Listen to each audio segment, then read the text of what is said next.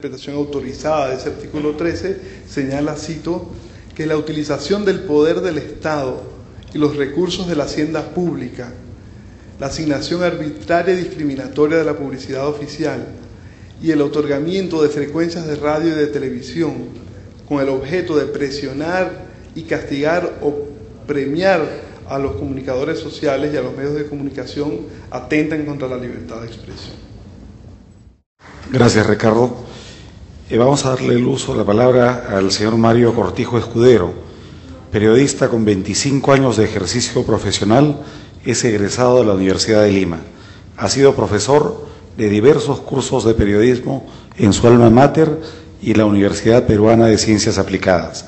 Actualmente se desempeña como editor central de informaciones del diario El Comercio. Mario. Gracias, Hugo. Gracias a autoridades de la universidad por la invitación y la oportunidad de participar con ustedes en este foro.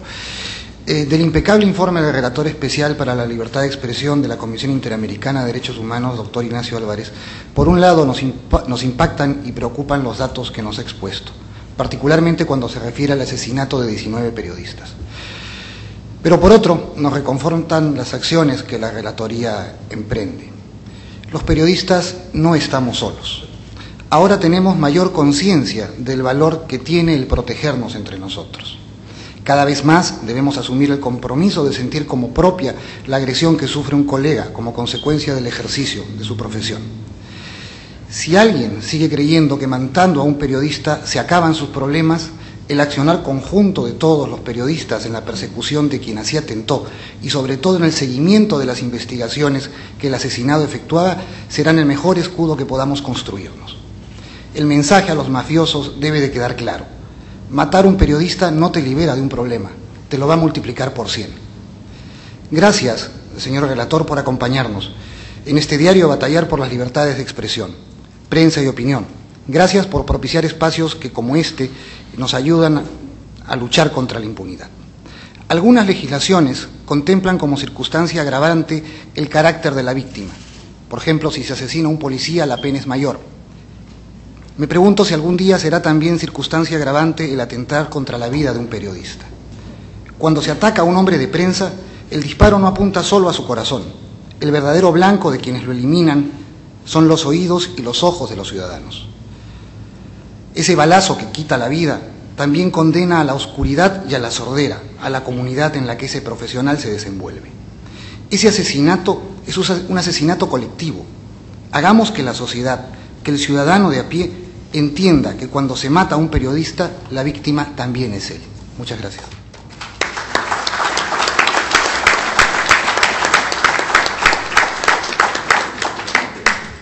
Gracias, Mario. Ahora es el turno de intervención del señor Enrique Castillo Paredes, periodista con muchos años en el ejercicio de la prensa, es conductor del programa dominical político de entrevistas de Panamericana de Televisión, Pulso. También conduce el programa radial Cabina Abierta en la emisora Cadena Peruana de Noticias y es columnista del diario económico Gestión. Hay que subrayar además que en los últimos días o semanas es el entrevistador principal del noticiero de Panamericana Televisión. Enrique. Muchísimas gracias. Buenas tardes y muchas gracias a Cátedra Perú por permitirme compartir esta mesa con tan distinguidas personalidades. Yo quisiera plantear 3 ideas a partir de esta exposición y de la lectura del informe, porque son 3 ideas que me han impactado en cada caso que he leído de cada uno de los países. Y es que hay una constante que de alguna manera la ha tocado Ricardo, y es el actuar de las mafias. Pero no quiero quedarme solamente en las mafias que están a un lado de la orilla, sino en esta suerte de alianza que no tiene, o no sé si la tiene, obviamente algún tipo de lazo, pero por lo menos una extraña coincidencia en que las víctimas, en el caso de los periodistas, de los hechos violentos que se suceden, sea una bomba casera, sea un disparo desde una moto, sea un secuestro o sea la obligatoriedad que se presenta para que salga del país bajo amenaza, están hechas o desde el Estado o desde los narcotraficantes o mafiosos. Es decir, los que son enemigos debían ser enemigos naturales, porque obviamente el Estado tendría que luchar por el desarrollo de la sociedad, mientras las mafias y los narcotraficantes lo que hacen es buscar su descomposición. Los que son enemigos o debían ser enemigos naturales terminan teniendo un mismo objetivo, que es el periodista. Eso a mí me sorprende, aunque se sabe, pero la cantidad de casos que están en el informe, la cantidad de acusaciones que hay sobre gobernadores, sobre alcaldes, sobre expresidentes, sobre exministros, nos muestran cómo una parte descompuesta del Estado termina haciéndole un juego tremendo a las mafias organizadas y termina no solamente ayudándole a hacer bien su trabajo, entre comillas, sino a desembarazarse, ¿no es cierto?, de quienes son los que empiezan a buscar descubrir cada uno de los delitos que estas mafias consuman. Esto es claro en México, Venezuela, Brasil, Colombia. En Cuba la acción del Estado delincuencial también es enorme. Y entonces uno se pregunta contra quién lucha el Estado, o por lo menos una gran porción del Estado. ¿Lucha contra el delito o lucha contra quienes persiguen el delito? Si uno lee el desarrollo, además, de cada uno de los casos, se da cuenta que esa persecución a los periodistas se da porque se descubrieron malos manejos en determinado municipio, en determinada gobernación, porque se han denunciado los hechos de los policías, por ejemplo, en una comisaría, concretamente, ¿no es cierto?, en México, Colombia, donde se está manejando ahí temas de corrupción, o en ciertos departamentos en los cuales se ha iniciado la politización de determinadas instituciones subestatales para una elección.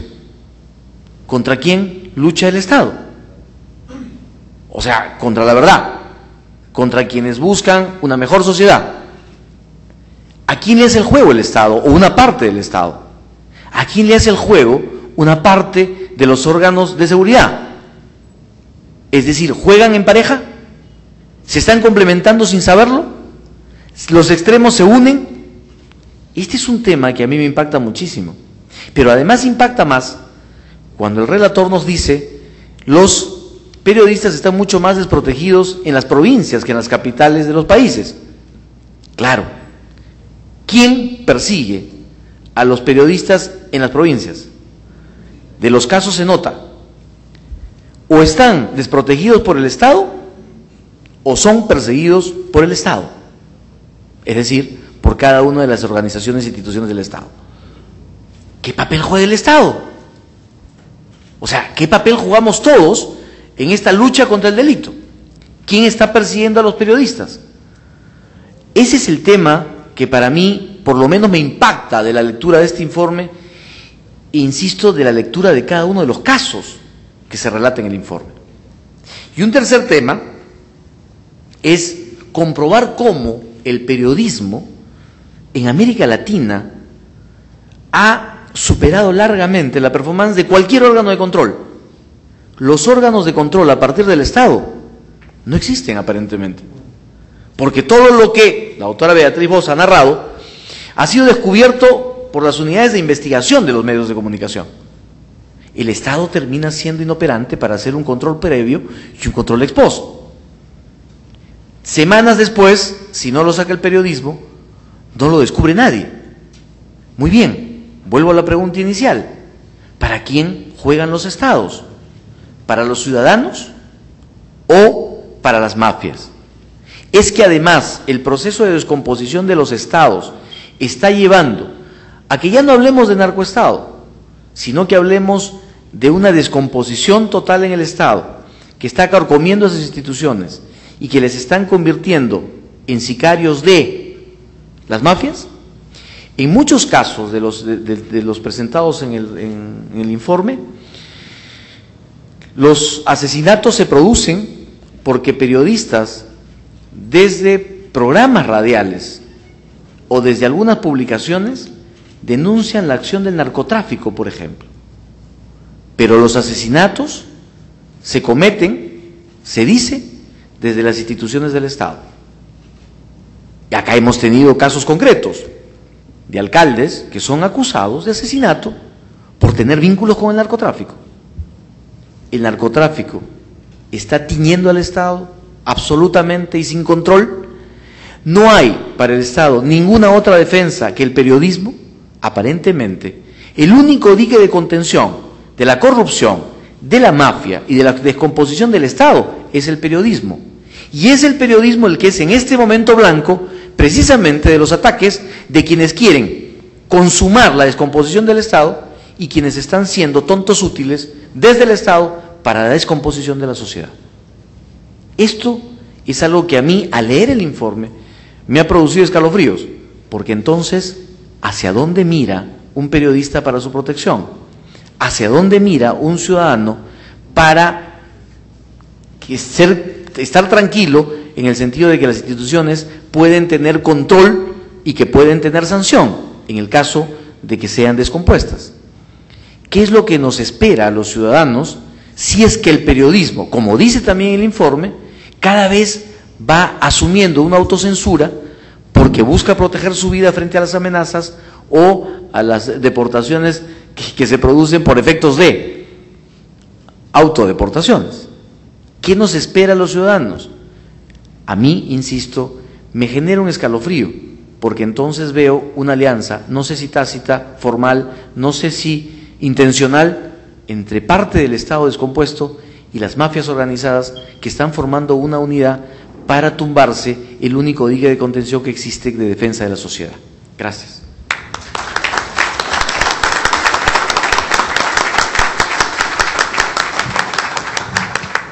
Muchas gracias.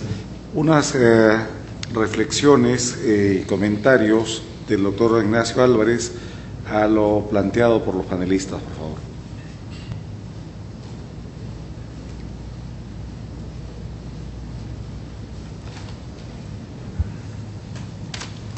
Sí, gracias, Hugo. He estado tomando nota y creo que hay dos o tres puntos que surgen de las distintas intervenciones, ¿no? O por lo menos dos o tres que quisiera resaltar primordialmente. Uno es, bueno, lo de la importancia que las tecnologías de la información han tenido para resaltar las denuncias, darles mayor difusión y darle mayor conocimiento a las situaciones que ocurren en materia de libertad de expresión y a la vez tratar de a través de ello tener un impacto en la opinión pública. Creo que eso contribuye en definitiva a que estando en conocimiento de la opinión pública de los hechos que ocurren, de la denuncia de las autoridades, también se vean más obligadas a actuar, y eso fue un punto en que coincido en que se resaltó.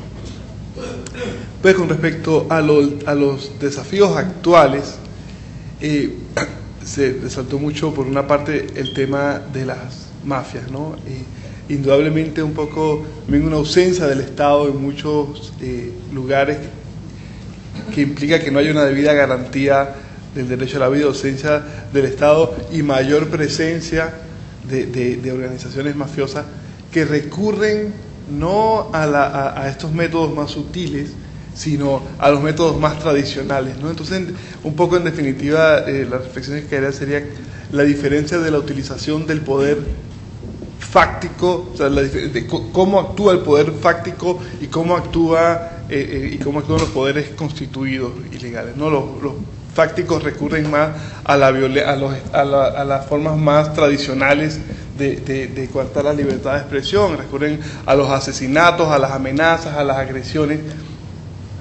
Mientras que, con respecto a lo que decía Ricardo, coincido totalmente en la utilización de métodos más sutiles que van en aumento, y eso es algo que resaltamos en el informe anual, por parte de gobiernos que, elegidos democráticamente, a la hora, o sea, en el ejercicio del poder, utilizan ya no este tipo de agresiones directas a las que recurre más la mafia actualmente, sino a ese tipo de agresiones indirectas, a llamadas a reclamar por información, al uso discriminatorio